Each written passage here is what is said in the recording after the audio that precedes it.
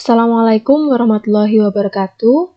Perkenalkan, nama saya Yuwita Nur Indasari dari kelas Ekonomi Syariah K, NIM 4011900329. Pada video kali ini, saya akan menjelaskan resum perkuliahan dari pertemuan 1 sampai ke 4 mata kuliah perekonomian internasional. Yang pertama, perekonomian internasional.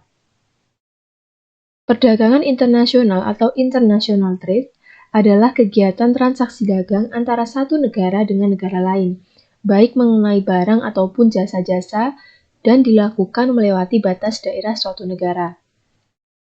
Teori perdagangan internasional sendiri adalah teori-teori yang mencoba memahami alasan tiap negara melakukan perdagangan dengan negara lain. Untuk manfaat perdagangan internasional diantaranya meningkatkan cadangan devisa negara, menjalin kerjasama dan persahabatan antar negara, dapat mencukupi kebutuhan barang-barang ataupun jasa yang tidak diproduksi dalam negeri, memperluas lapangan kerja, serta menjaga stabilitas harga.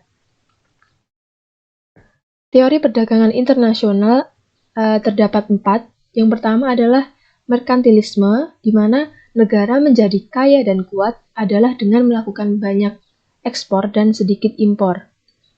Lalu, teori keunggulan mutlak, di mana jika suatu negara memiliki keunggulan mutlak, maka negara tersebut akan melakukan ekspor dan mengimpor barang yang tidak memiliki keunggulan. Teori yang ketiga adalah keunggulan komparatif. Keunggulan yang dimiliki suatu negara karena memiliki keunggulan lebih besar pada satu barang dibanding barang lain. Teori yang keempat adalah the proportional factor theory. Terdapat beberapa faktor pendorong dan faktor penghambat perdagangan internasional. Faktor pendorongnya adalah perbedaan iptek, perbedaan iklim, adanya spesifikasi, perbedaan sumber daya alam, dan tidak semua negara dapat memproduksi sendiri suatu barang. Untuk faktor penghambat sendiri adalah kualitas sumber daya yang rendah, kebijakan ekonomi internasional yang dilakukan pemerintah, tidak stabilnya kurs mata uang asing, dan pembayaran antar negara yang sulit serta risiko yang besar. Kebijakan perdagangan internasional yaitu segala tindakan pemerintah atau negara secara langsung maupun tidak langsung untuk mempengaruhi komposisi, arah, serta bentuk perdagangan luar negeri. Yang kedua adalah teori keunggulan komparatif. Keunggulan komparatif adalah faktor fundamental yang menentukan pola perdagangan internasional. Dapat dikatakan apabila suatu negara memiliki keunggulan komparatif dalam produksi barang-barang tertentu, maka negara tersebut cenderung untuk mengekspor barang-barang tersebut. Teori keunggulan komparatif menurut merkantilisme. Teori merkantilisme adalah paham yang mengajarkan bahwa kemakmuran perekonomian suatu negara dengan memaksimalkan surplus perdagangan. Prinsip teori merkantilisme sendiri adalah mencari logam mulia sebanyak mungkin, menggunakan neraca perdagangan aktif, monopoli perdagangan, dan memperluas daerah jajahan. Teori yang kedua adalah teori keunggulan komparatif menurut Adam Smith. Setiap negara akan memperoleh manfaat dari perdagangan internasional karena melakukan spesialisasi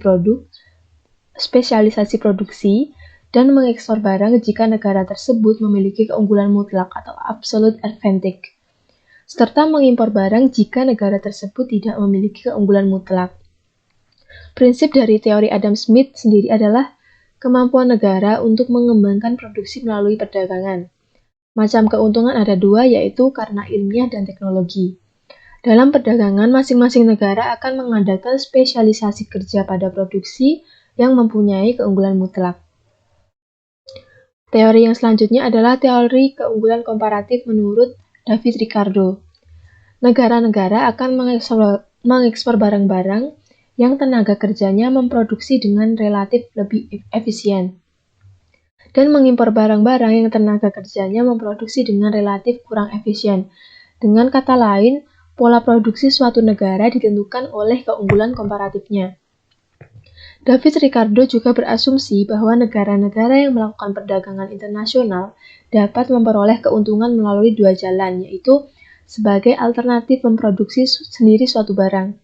Suatu negara dapat memproduksi barang lain dan memperdagangkannya sebagai penukar untuk memperoleh barang yang diinginkan.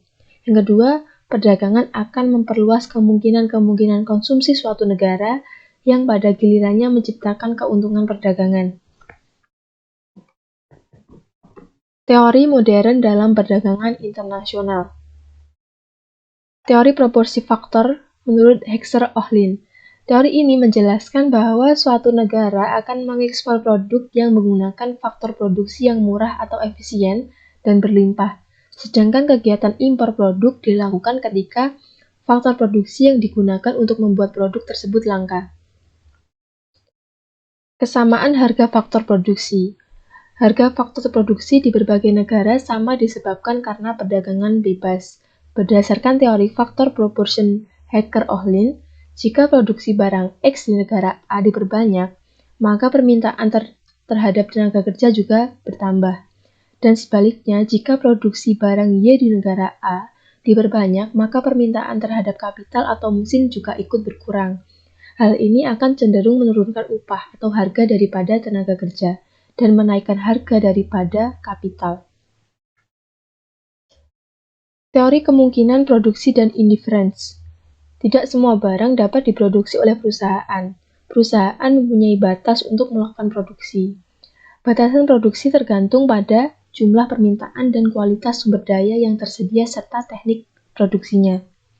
Contohnya, jika kedua barang diproduksi secara bersama-sama dengan memakai kurva kemungkinan produksi, dapat digambarkan dengan pemisalan dan angka, sehingga apabila kedua barang diproduksi secara bersama, dapat meminimalkan biaya dan memperoleh keuntungan yang maksimal. Kurva indifference adalah kurva yang menggambarkan berbagai kombinasi barang yang dikonsumsi konsumen dengan manfaat atau kepuasan yang sama. Overcurve.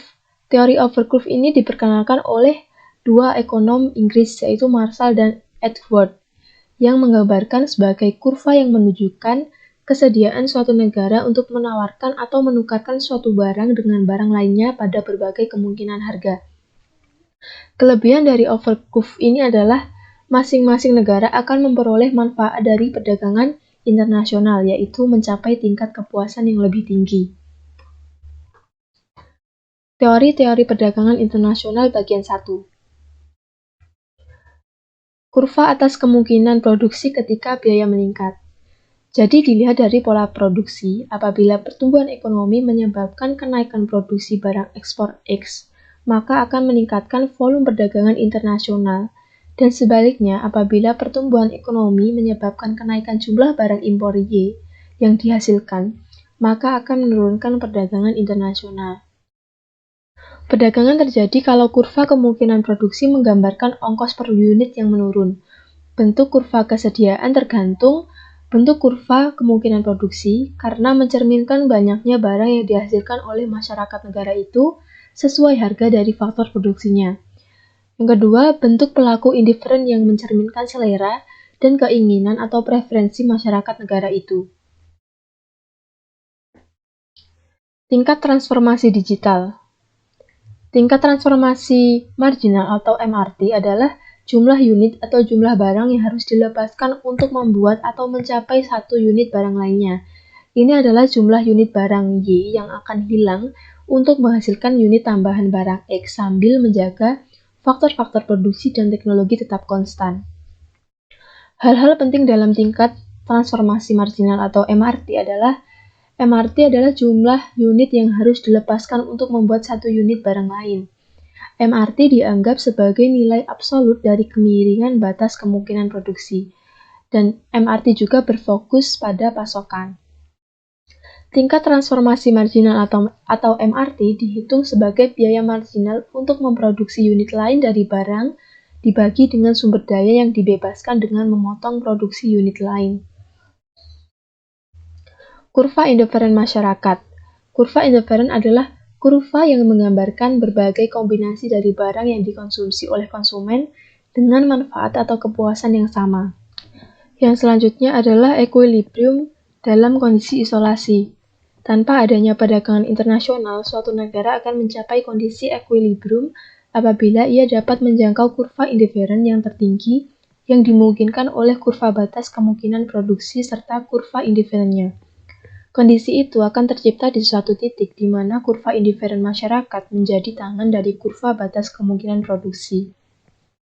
Besaran sudut yang persis sama dari kedua kurva tersebut pada titik tangan menunjukkan posisi harga relatif equilibrium internal di negara yang bersangkutan dan sekaligus mencerminkan letak keunggulan komparatif yang selanjutnya akan menjadi landasan baginya dalam melakukan perdagangan internasional. Itu saja yang dapat saya sampaikan. Apabila ada kurang lebihnya saya mohon maaf. Wassalamualaikum warahmatullahi wabarakatuh.